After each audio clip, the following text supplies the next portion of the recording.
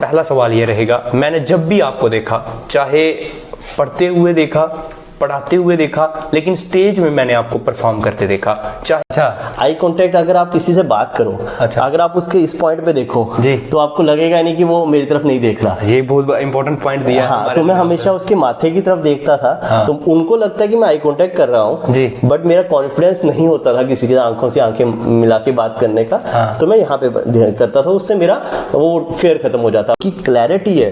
तो उस गोल जिसकी क्लैरिटी नहीं है कि मैं कुछ नहीं कर पा रहा, तो वो स्किल्स डेवलप करे जी। और जिसको मेरे को पता है कि मेरे को क्लैरिटी है, मुझे ये बनना है भाई, फिर आगे पीछे छोड़ के पढ़ के लिखो और लिख के पढ़ो जी।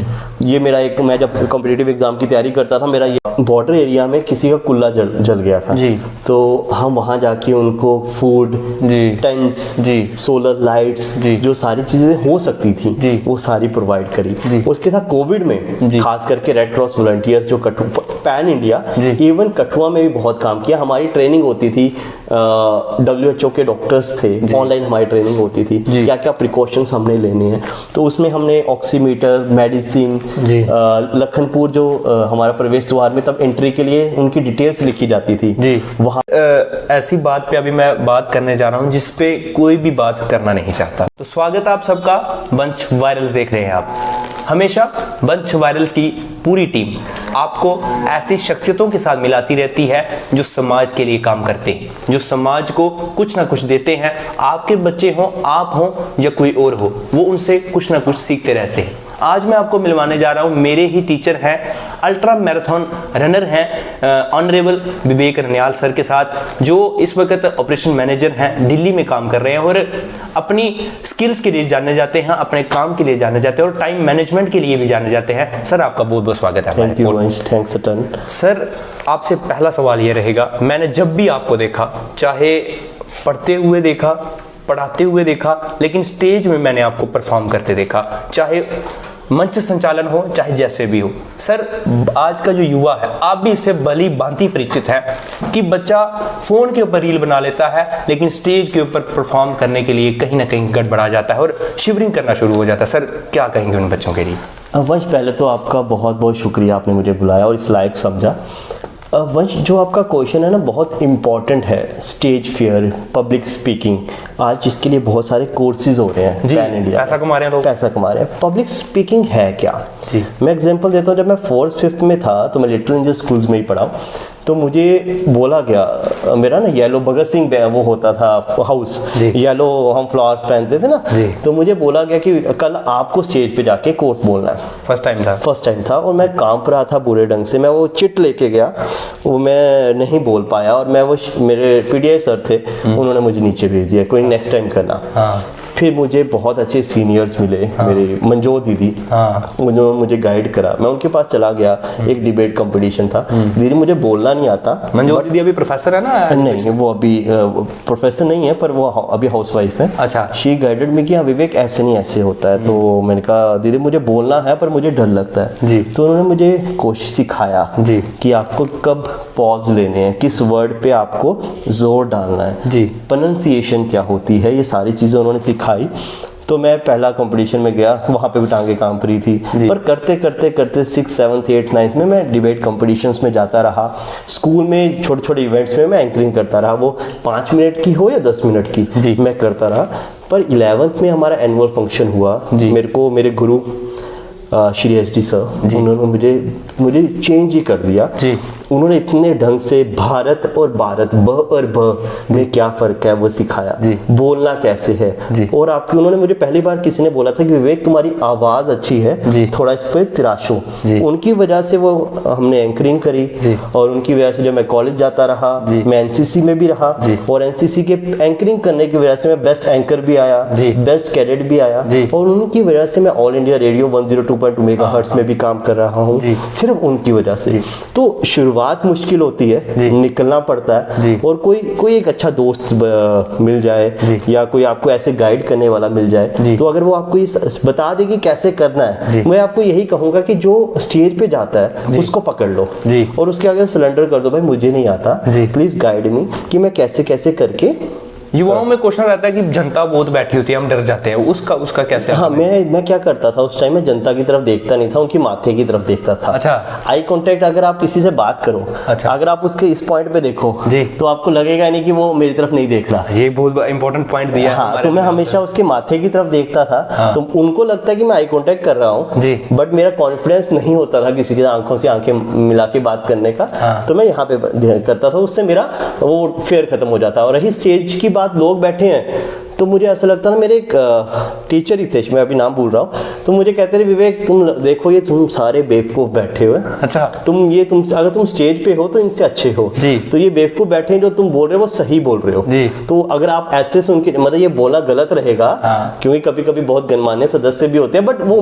अपना कॉन्फिडेंस बिल्ड करने के लिए उन्होंने मुझे बोला था। हाँ। कि आप स्टेज पे आके बोलोगे, आपको जो भी देखना है आप अच्छे हो, आप अच्छा बोलोगे, तो ऐसे ही करते वो हो सर। गया। ये आपने जो बहुत इंपॉर्टेंट पॉइंट दिया कि आपको फोरहेड के ऊपर जो है अपनी आईज को, मतलब आपको फोकस करना है, ये आपने खुद ढूंढा था या किसी ने बताया था आपको कि नहीं ऐसे करना है? मुझे ऐसा लगा कि यार मेरे को आंखें मिलाने में दिक्कत हो रही है। हाँ। तो मैं यहाँ पे देखता था, मैं जब आईने में भी देखता था, प्रैक्टिस करता था। हाँ। तो मुझे लगा कि मैं यहाँ देखूं तो फर्क नहीं पड़ता जी। तो मैंने ऐसे वो बिल्ड करके, वो प्रैक्टिस है कि आपको कोई ना, अगर कोई दिक्कत होती है तो आप इसको कैसे, इसका सोल्यूशन हो सकता है। तो मैंने ये सोल्यूशन निकाला था, तो हो गया था। सर जैसे आपने अभी बताया, अभी आपने जिक्र किया कि आप एनसीसी में रहे। जी sir, government degree college Kathua की बात करूंगा, आप वहाँ एनसीसी कैडेट, बेस्ट कैडेट रहे। सर बच्चा एनसीसी में जाता है लेकिन कुछ ही समय बाद वहाँ से वापस आ जाता है, सर इसके क्या कारण होते हैं? यार मैं आपको एनसीसी बात करूँ ना, एक जिंदगी की आपकी रीढ़ की हड्डी मजबूत करता है एनसीसी। जी। नेशनल कैडेट कॉर्प्स मेरे को आज 2012 में ज्वाइन करी थी, इस मोर देन 13 ईयर्स पर। मुझे अभी अपना बैच नंबर याद है, JKSG 126507। तो वो मेरा कोड था जो अभी भी याद है मुझे।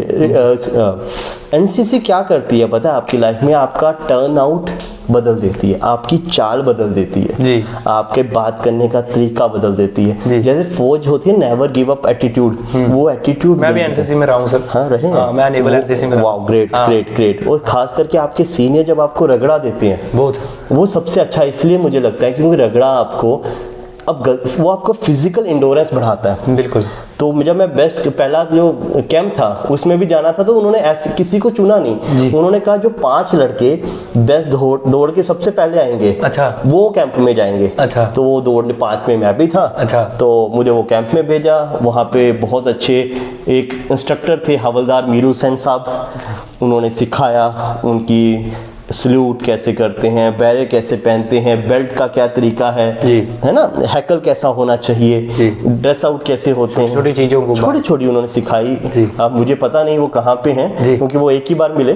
तो पर उसके बाद मैं बेस्ट कैडेट आया उस कैंप में, फिर वहाँ पे शूटिंग .22 राइफल से हमने शूटिंग करी। ये सारी चीजें होती हैं एनसीसी, यहाँ जो मुझे पुश मिला। सर एक सवाल है, आप एनसीसी के बेस्ट कैडेट रहे हैं और कहीं ना कहीं आपकी बच्चा जो है वो स्टडी में बैलेंस नहीं कर पाता सर एनसीसी के कारण, वो कैसे इसके साथ रेगुलेट कर सकता है? मैं इसमें इससे पहले एक चीज बता रहा हूँ कि अगर आपको पढ़ाई करनी है और आप एनसीसी क्यों करते हो, ये रीजन होना चाहिए वाई। मैंने एनसीसी इसीलिए करी थी, मुझे आर्म फोर्सेस ज्वाइन करना था।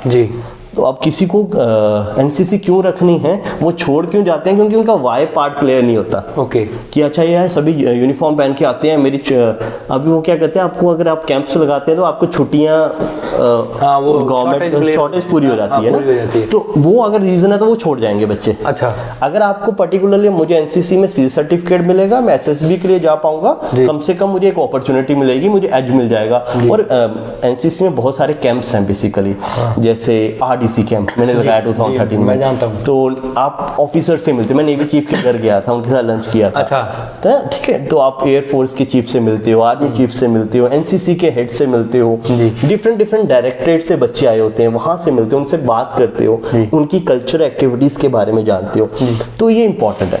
अगर पढ़ाई के साथ मैं आपको एग्जांपल दूं कि कभी कभी आजकल तो बहुत सारी चीजें ऑनलाइन अवेलेबल हैं, बिल्कुल, तो अगर आपको लगता है कि हाँ मुझे ये वाले सब्जेक्ट्स में मुश्किल आएगी, तो आप उसको पहले ही लेके चलो जी, क्योंकि बहुत सारे बच्चे लगता है कि जैसे 12th पास करके आते हैं तो एक रात पढ़ के अगर 12th पास हो सकती है तो ग्रेजुएशन भी हो जाएगी। अच्छा। पर ऐसा नहीं है, ग्रेजुएशन के लिए आपको खासकर जम्मू यूनिवर्सिटी में जी। आपको लगातार थोड़ा पढ़ना पड़ता है। आपको अगर लिखा होगा तभी पास होंगे जी। तो अगर आप नोट्स बनाएंगे थोड़ा सा कैंप्स के साथ एंजॉय भी करोगे तो फेल नहीं होगे, मुझे ऐसा लगता है। मैं दर्शकों को बताना चाहता हूं कि सर सिर्फ एनसीसी में ही नहीं बल्कि बैडमिंटन के भी प्लेयर रहे हैं। सर बैडमिंटन के बारे में भी जरूर बताएं, आप गोल्ड मेडलिस्ट रहे हैं। मैं सिल्वर मेडलिस्ट था कॉलेज में। अच्छा। टीम इवेंट था वो। अच्छा। बेसिकली बैडमिंटन एक ऐसा गेम था जिसमें हम खुद कोर्ट बनाया था। हमारे इंडोर आपको पता है कि सिर्फ कॉलेज में ही है। इंडोर स्टेडियम तो नहीं था हमारे। ये बात है 2009 की, अगेन लिटिल एंजल स्कूल। अच्छा। वहाँ पे पहली बार बैडमिंटन की टूर्नामेंट हुई। अच्छा। वो जो डिस्ट्रिक्ट लेवल होता है जी। तो हमारे पास ये भी नहीं पता था कि रैकेट कौन सा लेते हैं। अच्छा। और ये जोनेक्स होता है, JONEX जी। वो 250, 300 वाले रैकेट आज पता नहीं कितने के आते हैं। तो वो पकड़ के हमने खेलना शुरू कर दिया, डिस्ट्रिक्ट हमारी हो गई।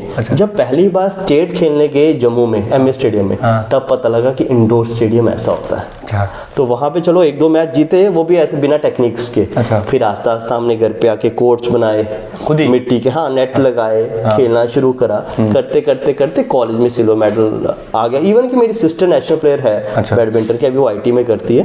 तो बैडमिंटन का रोल ज्यादा जिंदगी में ये रहा कि हमें स्पोर्ट्स से हमारी बॉडी एक्टिव रही। जी। इट्स नॉट अबाउट कि यू आर अचीविंग समथिंग। जी। इट्स ऑल अबाउट कि आप फिजिकली फिट हो। जी। और उसके साथ आप जब बैडमिंटन करते हैं तो आपको मल्टीपल डायरेक्शन में जाना पड़ता है, शॉट्स लगानी पड़ती हैं, तो वो आपको एक हेल्प करता है। तो मेरा स्पोर्ट्स में ये कहूंगा कि मेडल चलो ठीक है वो आगे, वो सर्टिफिकेट्स हैं, पर स्पोर्ट्स एक स्टूडेंट की लाइफ में एक डिसिप्लिन लाता है, दूसरा बॉडी फिट रखता है। अगर बॉडी फिट है तो माइंड फिट रहेगा। तो ये इंपॉर्टेंस है स्पोर्ट्स की। सर आपने पहले ही रिवील किया कि आप RJ भी हैं, आप रेडियो स्टेशन में भी काम करते हैं। सर युवा मंच भी आप चलाते हैं। सर आज का जो बच्चा है वो रेडियो सुनना नहीं चाहता। सर मेरे को लगता है कि जो रेडियो से, जो मैंने कई बार IAS ऑफिसर्स के भी इंटरव्यूज सुने हैं कि वो कहते हैं कि जो नॉलेज जो है, जो चीज़ जो है वो रेडियो देता है, वो मेरे को नहीं लगता कि कोई भी सोशल मीडिया प्लेटफॉर्म देता होगा। सर क्या कारण रहता है कि जो रेडियो से बच्चा दूर जा रहा है? वंश मैं आपको एक चीज़ बताऊं, जब हम 8th 9th में थे ना तो हमारे 8th 9th के एग्जाम होते थे जी। उसकी प्रिपरेशन हम 1:30 बजे ना, शायद 2 बजे या 1:30 बजे फौजियों के लिए एक प्रोग्राम आता था, उसमें गाने बहुत अच्छे बजते थे। तो उसको कम आवाज में रख के हम मैथमेटिक्स निकाला करते थे। अच्छा। उस टाइम पे तो वहां से रेडियो का चाव आया जी। पर आज तब हमारे घर रेडियो हुआ करते थे जी। रेडियो की पॉपुलैरिटी कम इसलिए हुए कि क्योंकि लोगों के घर पे रेडियो नहीं है। फोन पे तो है, फोन में है, पर फिर भी वो रेडियो एक सेट होना ना, वो एक उसकी फीलिंग अलग है। मोबाइल में होना अलग फीलिंग है। दूसरा बात, ऑल इंडिया रेडियो आपको बहुत सारे प्रोग्राम्स देता है जी, पर मुझे ऐसा लगता है कि आज टेक्नोलॉजी बढ़ गई है जी, इंसान आगे बढ़ रहा है जी। अगर पॉडकास्ट आज देखो आप भी पॉडकास्ट कर रहे हो जी, बहुत सारे IAS ऑफिसर्स भी पॉडकास्ट में आ रहे हैं जी, आर्मी ऑफिसर्स भी आ रहे हैं जी। तो टेक्नोलॉजी के साथ इंसान को बदलना भी जरूरी है जी, है ना। चेंज जो है वो जरूरी है। नहीं सर, इससे तो आप भी कमिट करते होंगे ना कि रेडियो जो है वो नॉलेज देता है सर। हाँ, नो डाउट, इंफोटेनमेंट है, इंफॉर्मेशन एंड एंटरटेन करता है। लेकिन मुझे ऐसा लगता है कि हाँ, अगर लोग पॉडकास्ट की तरफ जा रहे हैं जी, वो भी अच्छी चीजें वो लें, समझें जी। और मेरे को सबसे अच्छी चीज लगती है कि आपके शब्द कब अच्छे होते हैं, जब आप सुनते अच्छा हो जी। तो अच्छे पॉडकास्ट भी सुने, अच्छे लोगों को भी सुने जी। अब रेडियो में क्या है कि आप वन वे है, आप सुन सकते हैं हाँ। तो आजकल के लोग कहते हैं नहीं मुझे देखना भी है, क्योंकि हम 24 घंटे मोबाइल पे देख रहे हैं हाँ। पहले सिंपल मोबाइल आते थे जी, तो ब्लैक एंड व्हाइट सिर्फ कॉल के। आज के टेक्नोलॉजी में आप देखो, आप ना कॉल करना प्रेफर नहीं करोगे, वीडियो कॉल करना प्रेफर करोगे। बिल्कुल बिल्कुल, क्योंकि लोग सुनना और देखना चाहते हैं। तो मुझे ऐसा लगा तभी लोग इसकी तरफ जा रहे हैं, सोशल मीडिया की तरफ। मैं यही कहूँगा, अच्छे पॉडकास्ट सुनो, अच्छे लोगों को सुनो। बहुत सारे लोग हैं जिन्होंने बहुत कुछ अचीव करा है जी, उनको सुनो ताकि आपको डायरेक्शन मिल जाए, तो वो अच्छा रहेगा। सर आप अल्ट्रा मैराथन में भी आप पार्ट करते हैं, आप रनिंग करते हैं। अभी हमारे रास्ते में बातचीत हो रही थी कि आप 80 किलोमीटर रन करते हैं। सर कैसे एक जो बच्चा है, मैं आपसे मेरा ये पर्सनल सवाल भी रहेगा कि फिजिकल इंड्योरेंस कैसे बढ़ा सकता है? देखो वंश, अभी तो मैं लास्ट 4 मंथ से कोई वर्कआउट नहीं करा, मेरी सिस्टर की शादी थी जी, पर एक जी कैसे रनिंग शुरू करनी है जी। अब सिर्फ रन भागना है तो आप कहीं पे भी भाग सकते हैं जी। पर एक अच्छे गुरु के साथ, मेरे गुरु हैं रवि कुमार जस्सा सर जी। बहुत बड़े प्लेयर हैं, वर्ल्ड रेलवेज में उनके सिल्वर और ब्रॉन्ज मेडल है, ओलंपिक्स के ट्रायल दे रखे हैं जी। इंडिया टीम के लिए वो खेलते थे, बहुत ही उम्दा कोच हैं वो जी। तो अब मैराथन कैसे करूं कि मुझे ये कोविड का बात थी जब मैंने भागना शुरू किया कि मुझे मैराथन करनी है, 21 किलोमीटर करना है या 42 आप किलोमीटर। हमारे वहाँ भी आते थे ऊपर रनिंग करने आता था। तो वो कैसे शुरू हुआ कि दो चीजें हुई कठुआ में कोविड में। एक मेरे सर हैं जम्मू से, सुकृत गुप्ता जी। वो मैराथन करते थे जी। तो मैं उनके रोज स्टेटस देखता था कि यार ये बंदा 41 किलोमीटर 42 किलोमीटर कैसे भाग रहा है जी। एट द एज ऑफ 30-35 जी। तो ये बात है 2020 की, तो मैं उनसे इंस्पायर हुआ। तो सिद्धू भैया हैं कठुआ डिस्टेंस रनर, हाँ। मैंने उनसे भैया कि मुझे भी भागना, आप भागते हो, तो उनके साथ मैंने भागना शुरू किया जी। कि 5 किलोमीटर 10 किलोमीटर 15 किलोमीटर 20 किलोमीटर करते करते 42 किलोमीटर भी गया जी। बट मेरा टाइम नहीं टूट रहा था जी। अब रनिंग सिर्फ भागना नहीं है जी। एक टाइम के साथ भागना इज इम्पोर्टेंट। बिल्कुल। तो मेरा रवि कुमार जस्सल जी के साथ मिलना हुआ जी। कोच साहब ने मुझे बताया कि टेक्निक्स क्या है भागने की। जी। अब जब ट्रेनिंग करते हो तो हम क्या करते हैं, कभी कभी मंडे को हम लॉन्ग रन करेंगे, रोड रन करेंगे 20 किलोमीटर या 30 किलोमीटर। ट्यूसडे को हम उनके रिलेज है, जैसे अपने स्टेडियम में 2000 मीटर दौड़ा, 2 मिनट की रेस्ट ली, फिर 1600 मीटर दौड़ा, फिर 4 मिनट की रेस्ट ली, फिर 800 मीटर दौड़ा, फिर 400 मीटर दौड़ा। ये लगातार एक टेक्निक्स है उनकी जी। फिर आप नेक्स्ट डे आप सैंड रन के लिए निकल गए, अच्छा। फोर्थ आप हिल रन के लिए निकल गए, जी। छठे डे उनकी अलग हमारी ट्रेनिंग्स है ताकि आपका टाइम टूटे। जी। उससे मेरी परफॉर्मेंस पे इम्पैक्ट पड़ा। जी। अब ये देखो दौड़ना और टाइम तोड़ना, ये दोनों अलग चीज फर्क है। और कौन से शूज पहन के दौड़ना है, जी। कौन शूज, डाइट क्या होनी चाहिए, जी। तो ये सारी चीजें इम्पैक्ट करती हैं जी। जो मुझे रवि कुमार जस्सो सर से पता लगा था। सर जहाँ तक मेरे को पता है आपने एजुकेशन सेक्टर में भी अपना अतुलनीय योगदान दिया है। 5 इयर्स मैंने बच्चों को पढ़ाया है जी। तो आप एक ट्यूशन सेंटर भी चलाते थे। सर आपको क्या लगता है, अभी आप तो दिल्ली में काम कर रहे हैं, एजुकेशन सिस्टम कहाँ पे वीक है सर? नहीं वंश, एजुकेशन सिस्टम हमारा वीक नहीं है जी, कहीं पे ही वीक नहीं है जी। अगर आपका ये कंसर्न है कि बच्चे, आप कहना मतलब वीक किस सेंस में कहना मैं कहना चाहता हूँ कि बच्चा बहुत बढ़िया नंबर लेके आता है लेकिन जब कॉम्पिटिटिव होता है तो वो कहीं ना कहीं वीक हो जाता है। देखो वंश, ये दोनों अलग चीजें हैं जी। नंबर लेना और कॉम्पिटिटिव की तैयारी करना जी। ये दोनों चीजें हैं। पर इससे पहले मैं एक चीज बताता हूँ, मैंने ना कुछ बच्चों को पढ़ाया, 5 इयर्स पढ़ाया लगातार जी। मेरे पढ़ाए हुए बच्चे ने जम्मू एंड कश्मीर में सेकंड हाईएस्ट भी लिया था जी। तनु दत्त 99% उन्होंने लिया था। ये बात है 2018 की जी। तो 19 की 18-19 की हाँ, जी 18-19 की। तो बहुत सारे आपकी बैचमेट हाँ, मेरी बैचमेट ठीक थी, है हाँ। तो वैसे और सारे बहुत सारे बच्चे थे। पर मैंने एक चीज देखा, इशू क्या आता है बच्चों में जी। जो बच्चों की पेरेंट्स ना दोस्त थे ना जी, कि बच्चे दोस्त की तरह रखे थे जी। उन बच्चों का कॉन्फिडेंस अलग था जी। नंबर नहीं कह रहा जी। कॉन्फिडेंस की बात कर रहा जी। हूँ। जहाँ पे पेरेंट्स में दोस्ती नहीं थी, उनको पढ़ना पढ़ना पढ़ना, तुम्हें इतने नंबर लाने हैं जी। अगर पापा आ गए तो दरवाजा बंद करके उन्होंने किताबें खोलनी है जी। वहां पे देखा उन बच्चों के कॉन्फिडेंस में डिफरेंस था, डर का माहौल था। जी। अगर आपको लगता है कि नंबर लाने से कुछ बड़ा हो जाएगा, मुझे नहीं लगता जी। अगर आप बच्चों को प्रॉपरली दोस्ती करोगे जी। अब मुझे लगता है पेरेंट्स को दोस्त होना चाहिए और टीचर को स्ट्रिक्ट होना चाहिए। जी। आजकल उल्टा हो गया है, हाँ। पेरेंट्स स्ट्रिक्ट हो मेरा गए सवाल होना था आपके साथ अगला। तो हाँ। और टीचर सॉफ्ट हो गए हैं। जी। पर गुरु को स्ट्रिक्ट होना बनना, मुझे लगता है कि गुरु स्ट्रिक्ट हो हाँ। और पेरेंट्स दोस्त हो जी। तो बच्चा बहुत ग्रो करेगा। जी। क्योंकि मेरे को आजकल एक बड़ी अच्छी लगता है वो स्टोरीज आ रही है कि यार बच्चे के नंबर नहीं आया उसने सुसाइड कर लिया, जी। बच्चे का ये नहीं हुआ तो उसने ये कर दिया, गलत कर दिया। जी। मुझे लगता है कि पेरेंट्स इतने अच्छे दोस्त बन जाएं जी। कि बच्चा बोले पापा आज ना ये छोटी सी चीज हुई, वो भी आके गोदी में जाके बैठ के बताए कि ये चीज होगी, तो बच्चा कभी कुछ गलत काम नहीं करेगा। अगर कोई कहता है नशे चल रहे हैं जी। अगर कोई किसी को गलत कुछ करवाने की बोलता भी है ना, जी। अगर बच्चे और पेरेंट्स में दोस्ती होगी जी। तो बच्चा आके बोलेगा जी। कि मुझे ना आज उसने ये चीज बोली थी, मैं करूं या ना करूं। जी, बिल्कुल। और पेरेंट्स को मुझे लगता है कि पहले ही गाइड कर देना चाहिए। जैसे मेरे मदर थे तो मैं 11th में था, मुझे याद है वो बोल रहे थे हनी, मुझे घर पे हनी बोलते हैं, अब ना तेरे को दोस्त ये करेंगे। अच्छा। वो मुझे तभी गाइड कर देते थे, वो वैसा हुआ भी। जी। वो सारी से मेरी मम्मी को बोलता है, मम्मा हाँ यार ये आपने सच बोला था हाँ। कि अभी मेरे साथ ये वाली सिचुएशन आ गई है, हाँ। अब ये वाली सिचुएशन आ गई है। जी। तो मुझे लगता है पेरेंट्स को दोस्त बन के रहेंगे तो वो ज़्यादा अच्छा होगा। और टीचर्स को आप उनकी ड्यूटी करने दो। आजकल टीचर्स की ड्यूटी नहीं करने दे, थोड़ा डांटते हैं, पेरेंट्स आ जाते हैं, पर वो करने दो उनको। आप दोस्त बन जाओ, टीचर को स्ट्रिक्ट होने दो, बच्चे की नॉलेज बढ़ाओ, ओवरऑल पर्सनैलिटी। अब एजुकेशन सिस्टम थोड़ा चेंज हो रहा है, एजुकेशन पॉलिसीज भी चेंज हो रही हैं। अब हम डिजिटल लिटरेसी की बात नहीं करते, हमें पता है ओम्स लॉ एग्जाम में आना है, कूलम्स लॉ आना है, ये बोर्ड मार्क्स है, ये हो जाएगा।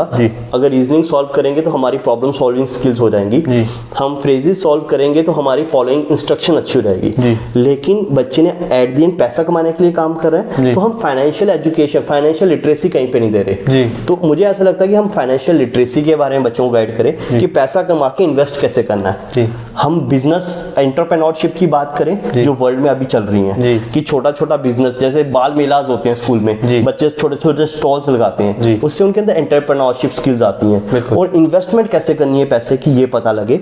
और थर्डली सबसे इंपॉर्टेंट चीज जो मुझे ऐसा लगता है, बच्चे ये ना कहें कि यार मुझे ये करके मैं ये मिल जाएगा, नहीं, मुझे ये करना है। अगर मैं बड़ी अच्छी चीज़, मैं जब पढ़ाता था बच्चों को, एक चैलेंज आता था कि ना मेरे पास पहले बैच में 19 बच्चे थे, जिसमें 10 टॉपर थे और 9 ऐसे थे जो पास भी नहीं हो सकते थे।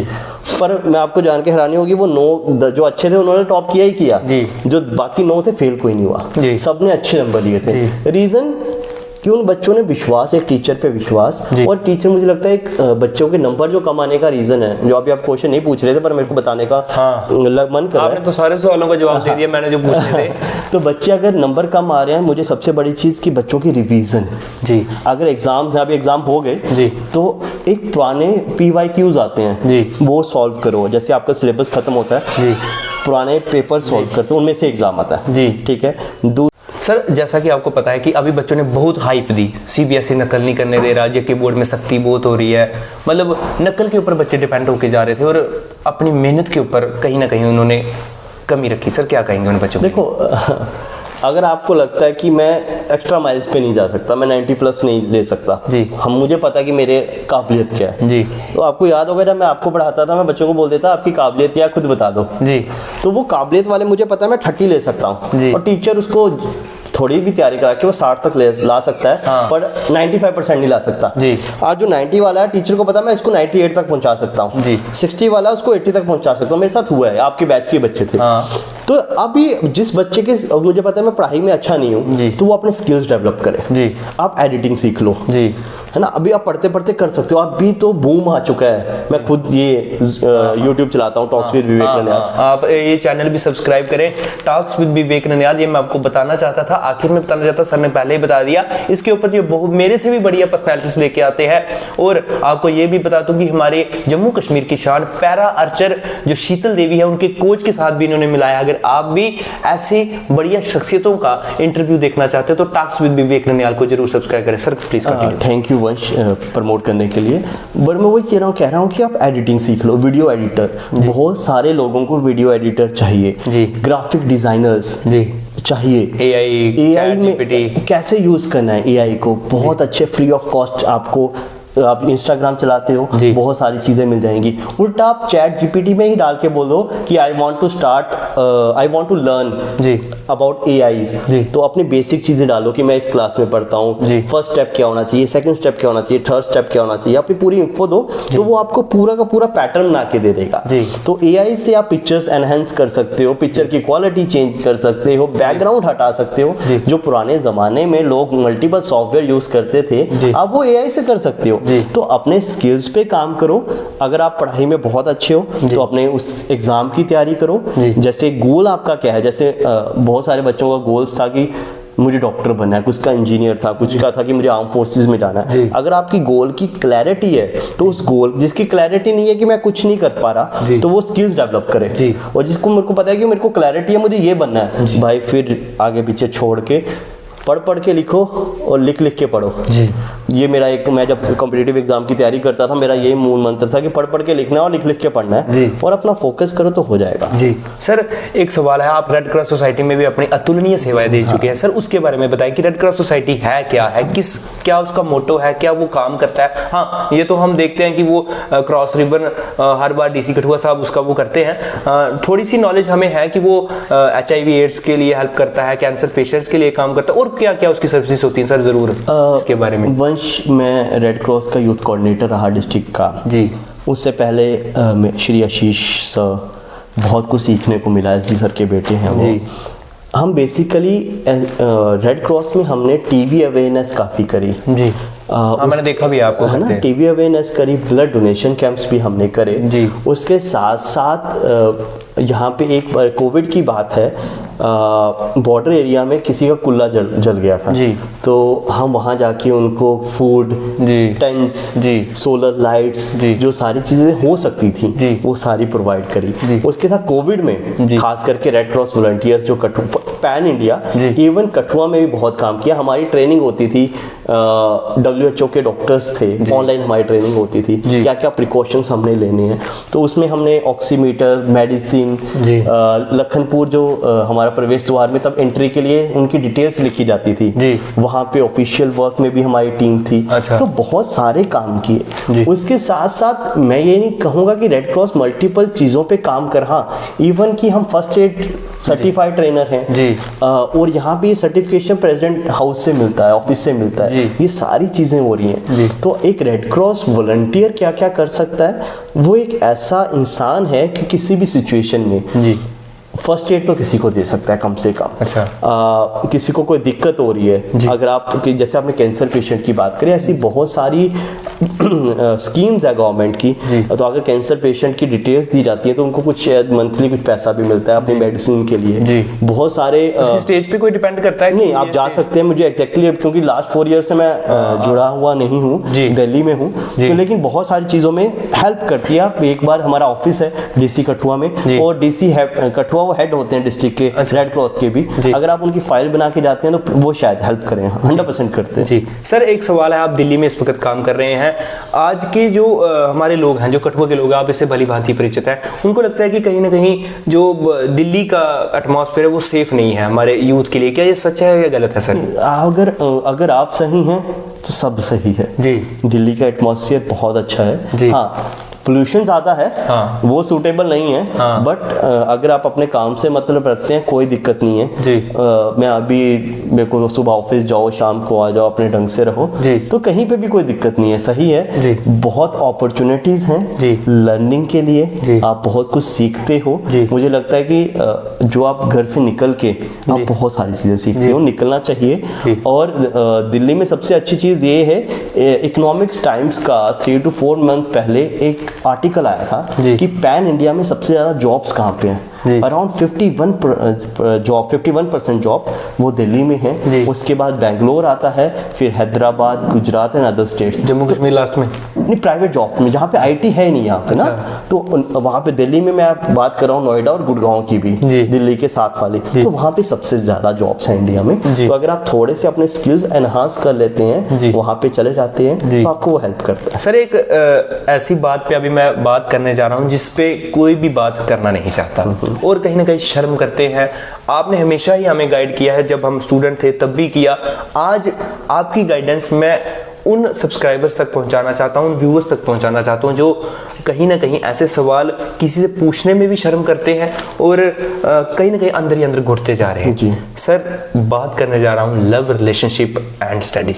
ये बहुत ही सर गरमाया हुआ मुद्दा है और बच्चा बैलेंस नहीं कर पाता। Sir please guide sir. देखिए, मैं आपको एक चीज बताऊं, रिलेशनशिप जी, अब रिलेशनशिप 2 तरह के हैं आजकल जी। कि आप सच में रिलेशनशिप में आना चाहते हो जी, जो आजकल एक वर्ड चल पड़ा है, टाइम पास। अच्छा, आपको पता ही है, मतलब हम भी जब थे तो यही वर्ड हुआ करता था जी। सोशल मीडिया के जमाना है, तो आजकल जिसकी गर्लफ्रेंड नहीं है तो उसको कहते हैं बेवकूफ है। हाँ, इसकी गर्लफ्रेंड नहीं है, वो कहते हैं तो किसी काम का नहीं है, कोई काम का नहीं है। हाँ। मैं आपको एक चीज बताऊं कि आज हम, जैसे आजकल लोग मल्टीपल रिलेशनशिप्स में आते हैं जी, हाँ उस टाइम तो इंजॉयमेंट लगता है, लेकिन बैक इन द माइंड एक टाइम के बाद ना वो मेंटली आपको, हम जो भी काम करते हैं पीस ऑफ माइंड के लिए करते हैं, पर वो आपको मेंटली इफेक्ट करता है। जब लोग कहते हैं यहाँ ब्रेकअप हो गया, मैं ये सारी चीजें होंगी, जो मतलब जो बोगे वो तो काटना ही है ना। कि अगर आपको लगता है कि वंश को अगर कोई लड़की मिलती है, ये ठीक है, वंश कहता मिली नहीं है, एग्जाम्पल दे रहा हूँ, पर उससे अच्छी कोई मिल जाती है तो वंश कहता वाह मेरा तो जैकपॉट लग गया। पर बैक कि वो ना आपकी चीज़, वो माइंड को, आपको पीस ऑफ माइंड आपका डिस्टर्ब करेगी, आपका ओरा खराब करेगी। पहले तो मैं ये स्टूडेंट्स को बोलूँगा, डोंट गो फॉर रिलेशनशिप। खास करके अगर आपको अभी अगर आपका गोल है तो जी, अगर आपका गोल नहीं है जी तो जाओ। रिलेशनशिप का मतलब है दोस्त अच्छा बनाओ। मैं एक चीज बोलना चाहूंगा, दोस्त होने चाहिए भाई, दोस्त के बिना जिंदगी नहीं है। दोस्त जरूर होने चाहिए, वो गर्ल्स भी हो सकती हैं, वो बॉयज भी हो सकते हैं। वो अच्छी दोस्त बनाओ, अच्छी बॉन्डिंग बनाओ, वो रिलेशनशिप मेरे को लगता है सबसे अच्छे हैं। अगर वो दोस्त आपको अच्छी लगती है, अपनी जॉब लो, उसको बोलो I want to get married with you, आप सक्सेस हो। क्योंकि आप उसी को, अगर आप सक्सेस हो, मुझे ऐसा लगता है आप, अगर आपके दोस्त सर्कल अच्छा, दोस्ती फ्रेंड सर्कल अच्छा है, तो आपको पता होगा कि ये फ्रेंड है अगर है तो इसकी फैमिली में क्या क्या है जी, अच्छा ये बंदा अच्छा है या बुरा है जी, ये मेहनत कर, इसके ड्रीम्स क्या हैं जी, इसका फ्यूचर को ये कैसे देखती है जी।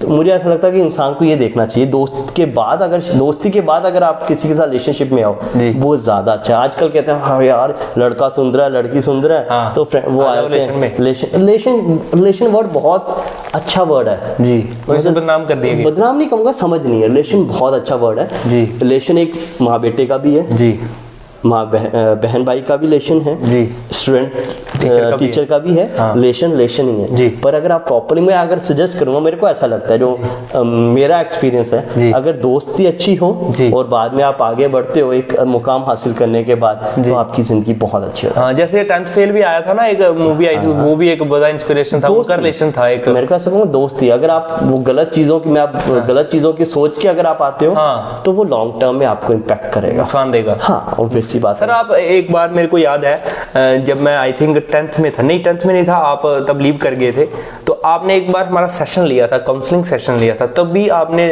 जो युवा हैं, वो युवा साथियों को आर्म फोर्सेस ज्वाइन करने के लिए, सर आपके एक दोस्त थे, मेरे को याद है उनका, अभी वो मेजर बन चुके हैं, हाँ कैप्टन साहब थे तब वो जी, तब वो आप लेटर लंचेस में उनको लेके आए थे, उनको बहुत मोटिवेट किया था आपने आर्मी के लिए या डिफेंस फोर्स, अभी भी वो कंटिन्यूसली चल रहा है सर, उसको लोगों को मोटिवेट कर रहे हैं आप? नहीं अभी मैं देखो मेरे पास टाइम नहीं होता, बेसिकली मेरी 9 to 6 की जॉब है जी, तो मैं आप पॉडकास्ट के थ्रू, अभी जैसे आपने बताया जी, विद्वान सर मेरे पॉडकास्ट में है, शीतल देवी जी के कोच, उससे पहले इंडिया की पहली बैडमिंटन पैरालंपियन जिन्होंने ब्रॉन्ज मेडल जीता वो आए, तो अब मैं इनके थ्रू कर रहा हूँ कि जिन लोगों ने लाइफ में कुछ किया है, हमारी एज की है, मतलब आपकी एज के, सॉरी 18 to 20 ईयर्स के लोग हैं, 20 to 30 ईयर्स के भी हैं, 30 to 40 ईयर्स के भी लोग हैं, जिन्होंने जिंदगी में कुछ उखाड़ा है, जिन्होंने अचीव करा है, उन लोगों को लाके मैं कोशिश कर रहा हूँ कि जो गाइडेंस हमें नहीं मिली वो दिलवा पाऊँ। और सेकेंडली वंश एक चीज याद रखना, मैं एक मैसेज देना चाहूंगा यूथ को, अगर आपको लगता है कि वंश सक्सेस हो गया, विवेक सक्सेस नहीं हुआ, तो मतलब मैं क्या करूं? देखिए डोनाल्ड ट्रंप एज 60 इयर्स के बाद प्रेसिडेंट बने, बराक ओबामा लेस देन 35 की एज में बन गए। सबका टाइम आता है जी, तो आप स्किल्स पे काम करें जी, अपने आप को इम्प्रूव करते रहें जी, और आपका भी टाइम आ जाएगा। अगर आप वो एक लाइन पे हो ना जी, जब आपकी टर्न आएगी तो आप भी सक्सेसफुल बन जाओगे। तो अपना मोरल डाउन नहीं करना इसको देख के कि वंश हो गया या वो हो गया वो हो गया, हम आपका टाइम आएगा, आप अपने वंश ने क्या पता कितनी मेहनत करी है जी, जो जल्दी सक्सेस हो गया, हमारी उस मेहनत पे या हमारा टाइम नहीं आया जी। कहते हैं जब अच्छा टाइम आना होता है तो बहुत सारी चीजें हो जाती हैं, तो आप अच्छे टाइम का वेट करते रहें, मेहनत करते रहें, वो अचीव हो जाएगा। बहुत बहुत धन्यवाद करूंगा मैं, हमारे बड़े ही, मैं इनकी बहुत इज्जत करता हूँ, और आज कहीं ना कहीं अगर आपके सामने अगर बातचीत करूँ तो कहीं ना कहीं ये भी मेरे कह सकता हूँ कि इंस्पिरेशन है। मैं इनको देख के ही कई बार मैंने बहुत कुछ सीखा है इनसे। ये बात भी मैं आपके सामने, इनके सामने ही रिवील कर देना चाहता हूँ कि स्टेज फेयर थोड़ा सा मेरे को भी था, लेकिन जब इन्होंने मेरे को मौका दिया, मेरे को याद है इन्हीं के दोस्त जब आए थे, कैप्टन साहब की बात है, तो इन्होंने मेरे को मौका दिया कि Bansh Sharma you have to receive and you have to conclude all the event. तो मैंने किया था, मेरे को याद है मेजर विशाल सिंह वहाँ पे आए थे, तो मैं इनका आज आज इन्हीं के सामने और डिजिटल मीडिया के माध्यम से बहुत बहुत धन्यवाद करता हूं, क्योंकि इन्होंने उस वक्त मेरे को चलाया था। तो आज प्यार मिल रहा है, जनता का प्यार मिल रहा है और आपके सामने है। अगर आप इनसे और भी नॉलेज लेना चाहते हैं तो आप इनके यूट्यूब चैनल टॉक्स विद विवेक ननियाल, एक बार फिर रिवील कर देता हूं, टॉक्स विद विवेक ननियाल को आप सब्सक्राइब कर सकते हैं। ये तो मैं कह सकता हूं कि ये तो कुछ भी नहीं है। अगर ज़्यादा ज्ञान लेना है और भी आप अपनी कोई भी प्रॉब्लम है, आपको छोटी के साथ बता देता हूं कि कोई भी प्रॉब्लम होगी उनका सोल्यूशन इनके पास होगा, क्योंकि बच्चे को पढ़ चुके हैं, नॉलेज है। और सर ये भी रिवील करता जाऊं आखिर में कि इस वक्त ये कठुआ के पावर लिफ्टिंग एसोसिएशन में भी काम कर रहे हैं, वहां भी युवाओं की बेहतरी के लिए योगदान दे रहे हैं। सर बहुत बहुत धन्यवाद आपका हमारे पॉडकास्ट में आने के लिए। राधे राधे, बोरी वाली सरकार। लेकिन वंश में जाने से पहले मैं भी एक चीज बोलना चाहता हूँ जी। वंश, हमारे ना यूथ को प्रमोट करो आप जी। जो भी लड़के काम कर रहे हैं प्लीज आप सब इनके चैनल, इनकी वीडियोस को शेयर करो। रीजन बाहर वाला कोई नहीं आएगा आप हमें पुश करने के लिए जी।